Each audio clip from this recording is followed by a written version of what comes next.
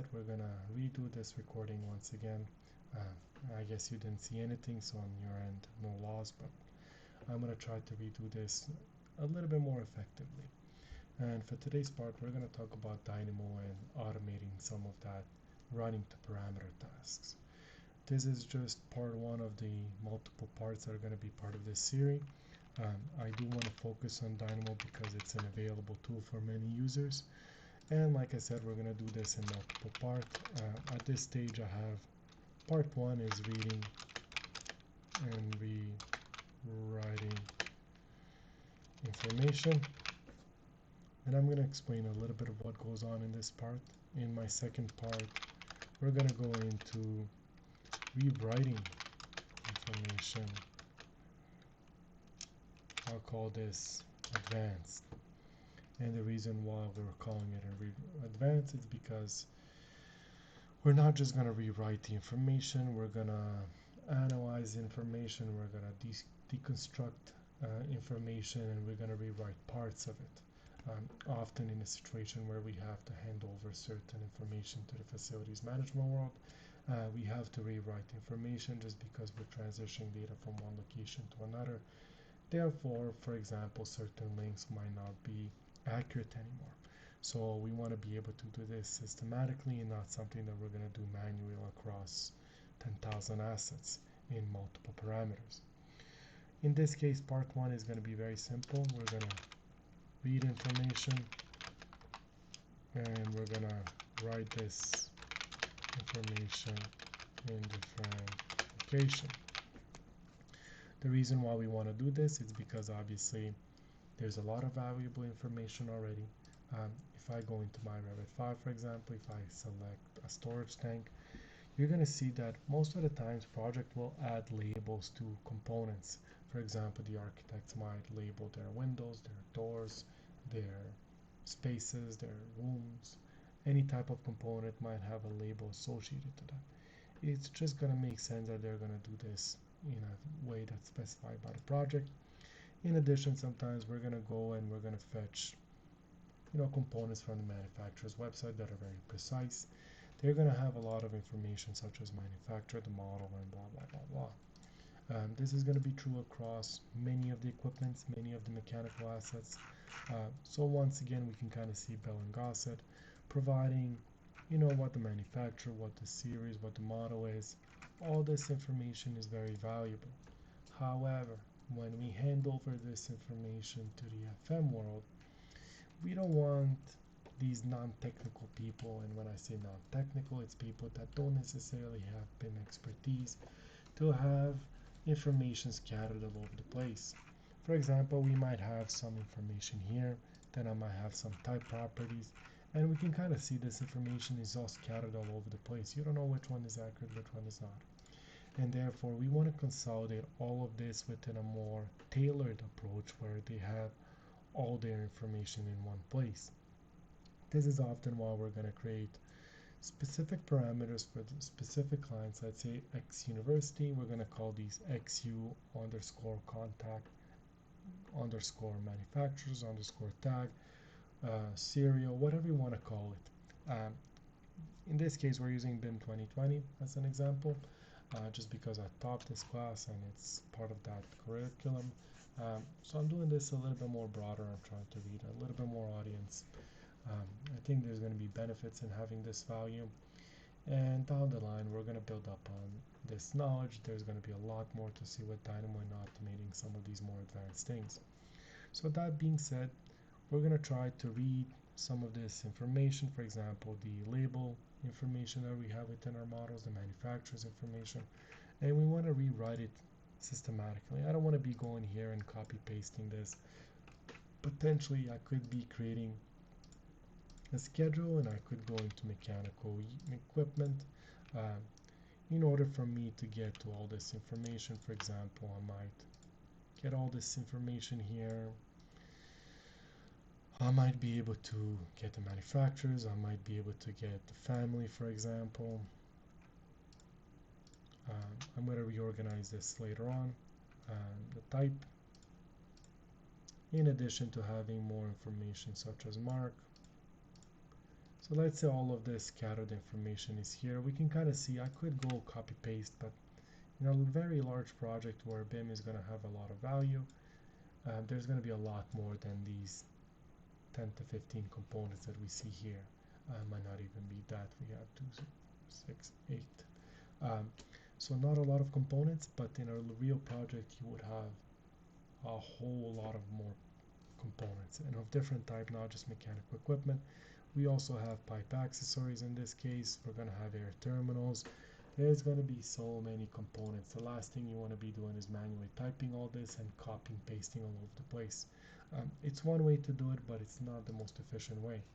So for this purpose, we're going to load up our Dynamo script and we're going to create a brand new one. For the people that are not familiar with Dynamo, we're going to change this to manual execution, so I want to be able to run my script when it's desired and not when it's asked. And I'm going to place this side by side for the ease of just following and being able to see directly the results of what we're trying to create. In addition, this is recorded, so use this to your advantage. Try to follow as quick as you can. If you've missed certain parts of it, just try to rewind it, go slower at it, reread it a couple of times, re-see it a couple of times. Otherwise, you can ask your questions in the comment section or just reach out to me and I might be able to help you out. That being said, I'm not going to go through the basics of Dynamo. I'm assuming you know some idea of how it is. Often you're going to be able to learn on the go and you're going to be able to just kind of see how it behaves. For most part, what you need to know, the no dictionaries or whatever you want to call it, database, it's going to be on the left hand side of Dynamo, and within this window this is where the node layout is and the output of those node layouts to the background preview navigation and also the node background navigation, whatever you want to call it. So on that end, we're going to go what we've anticipated here. So we want to be able to read that information and we want to write this information in a different location. In our instance, we're going to be reading this information from different parts of this document. For example, we're going to read the mark parameter. We're also going to read the manufacturer. And then we're going to rewrite this information specifically to BIM 2020 underscore manufacturer and BIM 2020 underscore tag. That being said, in order to do this effectively, we're going to go into Revit and you have to use logical reasoning in this case. That being said, we're gonna think it out loud. We don't want to analyze. Potentially, analyze is more for analytical purposes when you want to look at the sun conditions. Potentially routing, structural things. So a little bit more advanced. What we're looking for is we want to be able to select items. In this case, I want to select all the elements of mechanical equipment, for example. I want to select all the components because the last thing I want to be doing is, okay, I want to select all the elements. I don't want to be selecting one by one. For example, I could go select model elements. I mean, in a large model, you're going to have 10,000 of them. You don't want to be doing this individually. So on that end, we're going to select all elements of categories, which makes sense. And once again, the categories, we're going to go and we're going to select mechanical equipment, which is going to jump to M. And within my drop-down menu, I'm going to load mechanical equipment. I'm going to just run the script and see. If you hover above here, you're going to see this little 8 number. If I hover above it, it's going to expand. I could click on this pin and it's going to leave my results there in the window. I can always unclick it and release it back, but I'm going to click it just for the sake. And I can kind of see when I select these numbers, they're going to pinpoint to which elements these are. So great, we've selected all of this. So now what I want to be doing is I want to be able to read those parameters. In order to read the parameters within these objects, we have all these elements now. I want to go into my element, and within my element, potentially I want to be able to go into my parameter, for example. So we can see here we have different types of nodes. We have nodes that create data, we have nodes that execute an action, and we have node that queries data. So on this end, potentially we're querying this data. We want to be able to read the data first and then write it down.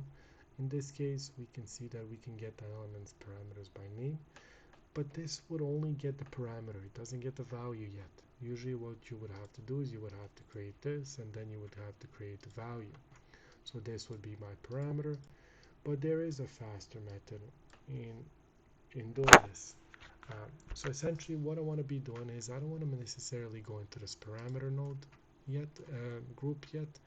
I want to go within my element. So within my elements, I'm going to go into my element category.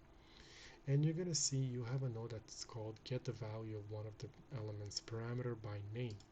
This is exactly what we want. So within this, the input is element and parameter name, and we get an output, which is the value. These are my elements. However, I can always right click on the screen and I can go quickly to a node that's called string. I want to be able to add a name. You can kind of see it tells you the name of the parameter whose value you want to obtain, and it's asking for a string type. So once again, here we're asking for an element, here we're asking for a string. So what I want to be getting is I'm going to be getting the mark value. If I select this and I go run, and once again I'm just going to go hover, you're going to be able to see that, for example, for this bump I have pu-01. I have all this information now loaded and executed. It's great. So now my next step is going to be I'm going to set the parameter by name. In the same category of element, I'm going to set the parameter by name. To do so, I'm using the same elements because I'm rewriting to the same elements. However, my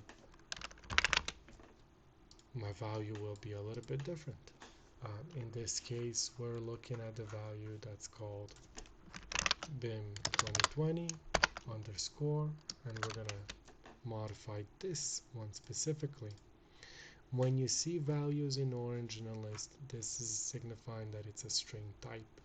Otherwise, sometimes we have to be careful the way we input values. If a parameter is a string type and you have number values, you might not be able to write them properly, or vice versa.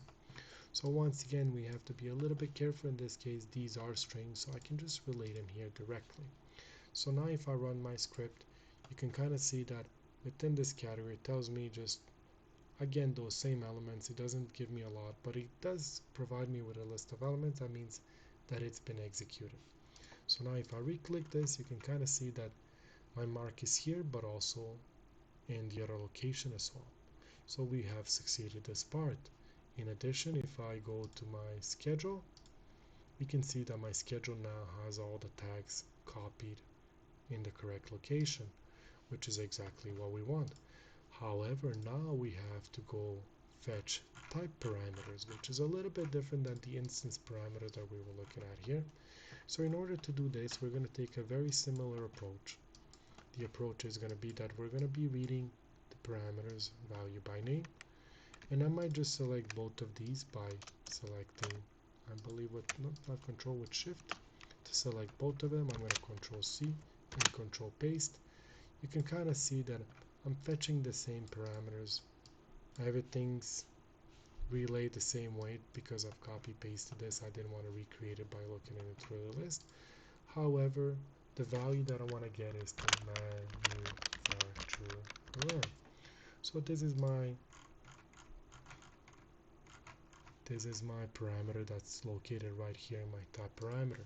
However, if I run this, you're going to see that I didn't get any values because I'm reading instance parameters by default. So what I want to do here, instead of getting this, I want to be able to get what my element type is or element family is. So I want to be able to find what specifically this is. So in this case, we have a node called element type, returns the element type for this element. So now instead of relaying this information here directly, I'm going to find out what this information is first, and we can kind of see that it's telling me what family that this belongs to. This element is a type of this family. So once again, it's great. So instead, I'm going to plug this here instead, and now we can kind of see that I'm able to actually get the type parameters instead. We're tricking Dynamo a little bit here. And once again, I'm just going to select both of these, and I'm going to copy them, but I do have very similar information. The only thing that I'm going to do is I'm going to unselect this value because it's no longer the same value, and I'm going to change my string to manufacturer. Remember, we're changing a different value. We already have the values of these things. Now I'll load it up here. So now if I run my code, we're going to be able to see that now we have two of these values added automatically. And within my schedule, we can see that all this information has now been updated. The fun part about this is once we create all this, we can scale this up as much as we want. And the way that we're going to scale this up, prior to this, I'm just going to clean up my node a little bit by going edit, and I'm going to clean up my node. I want to have a little bit more structure. Potentially I'm gonna leave everything like this. I don't need to necessarily collapse, or potentially I could collapse and just to see a little bit better, and to have this cleaned up a little bit. So once again, what I want to be doing here is, while we have this, I like this category thing. However, I want to be creating another category. Remember, we have mechanical equipment. However, I want to be able to fetch the pipe accessories as well. So that being said, I'm going to go into pipe accessories, and now we have two. And all we have to do here is we're going to create a list. And that list will involve as many items as we need. But instead of plugging it directly into categories, we're going to plug these into the list first, and then we're going to plug this into the category second. And what this allows us to do is to have this systematically run across multiple categories at the same time. So now we can see a mechanical equipment. This is all executed, but I can also see that within this pipe accessories world, it's doing the same thing once again. If I select another pipe accessories, once again we can see it's fetching that information relatively quickly. So we can see there's a lot of information that we can find relatively quick. In this case, the last thing for me to do is really to create categories. I'm going to just create a little bit of structure within my document, so it's a little bit more readable. If I ever get a car accident whatsoever, I'm going to be able to translate this. Somebody's going to be able to pick up where I left. They're going to be able to get a little bit of structure. In this case, this code is relatively short, but in much more larger complex Dynamo scripts, you're going to get a lot more nodes. So on that end, try to structure this as much as you can. Not only you want to help somebody else navigate this document, you want to be able to also navigate this as efficiently as possible. So in this case, I'm just writing parameters. I'm just adding a little bit of pointers. I'm going to copy paste this, and in this case here, additionally, we have more of these creating parameters. Just adding a little bit more structure, and once again I'm going to clean up this thing so we can now see, for the people that need this a little bit slower, we're selecting multiple categories, we're creating a list, we're fetching all the elements of these categories. I'm not only getting the parameter value by name of these elements, but I'm also getting the parameter value by name of the element type of these elements, in order to take this value and then set these parameters by name using these values, in order to do this a little bit more systematically and more efficiently. And just consider that a real project, unlike this one that we're looking at right now, might have a lot more assets, and this is where that value is going to be. It's because we're not just working with 8 mechanical equipment, we're going to be working with thousands of them. So that being said, we have to do this a little bit more systematically. And for part 1, we are just reading and rewriting that information to a different location. The reason why we do this is because when we hand over this information, whatever software they're going to be using, whatever they're using, Revit or IFC formats, or just some miscellaneous other open standard format out there, they're going to be able to see all this information in one place, which is a lot more effective than having one piece of information here, another one there, and a third one over here, and a fourth one over there. Once again, very hard to know what information is for us. For example, this pump, you can see that it has all this parameter. For a non-technical person, it might be very confusing to find the needed information. So hopefully this is going to help you out a little bit, and like I said, there's going to be multiple parts to this. Part one is reading and rewriting information. We're going to look at more advanced rewriting techniques. For example, if you have links and you're transitioning information from one location to another, you want to be able to rewrite part of that link. And for example, you're moving from C drive to a network drive. Well, obviously you want to change these addresses dynamically if you have links, or if you're moving into a cloud storage space, if you're maintaining still that folder structure, you might be able to rewrite this information a lot more effectively. Something that could take you months to do will take you seconds to do. So this is where that value, and stay tuned for more and subscribe, and like I said, I'm going to try to pick up this a little bit more, just because I've promised myself that I would do so. And hopefully you're going to enjoy a little bit of this content, and you're going to be able to learn a little bit more about the advanced BIM things out there. Thank you.